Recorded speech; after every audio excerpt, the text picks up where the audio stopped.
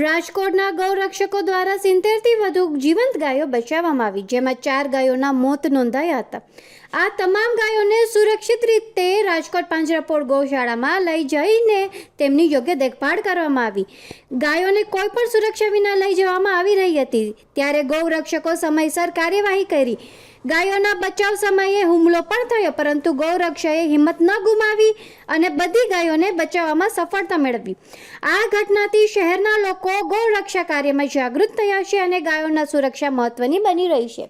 વધુ અપડેટ્સ માટે બન્યા રહો રાજકોટ કી આવાજ ન્યૂઝ સાથે. અમારી રાજકોટની ટીમ, મોરબીની ટીમ દ્વારા કચ્છથી જામનગર જતું આઈસર કે જેમાં ક્રૂરતાપૂર્વક પાડા ભરેલા છે, એનો આંકડો 60થી 70થી પણ વધારે છે. પૂરી મોરબી ટીમ, રાજકોટ ટીમ દ્વારા આ અવિરત કાર્ય કરવામાં આવ્યું છે. જે માનવતાને નેવે મૂકીને આ કસાઈ કામ કરે છે, તો સરકાર દ્વારા આ મેસેજ દ્વારા સરકારને આ મેસેજ પહોંચે અને આવા કસાઈઓને વહેલીમાં વહેલી તકે ઝડપે અને આ કસાઈ જેટલા છે એ બંધ થાય એવી અપીલ છે. અંદાજામાં 60થી 70 પાડા હશે અને 5થી 7 પાડાનું મૃત્યુ થઈ ગયેલું છે. અને જેટલા જે કાંઈ અબોલ જીવો છે એ રાજકોટ મહાજન પાંજરાપોળમાં મૂકવામાં આવ્યા છે.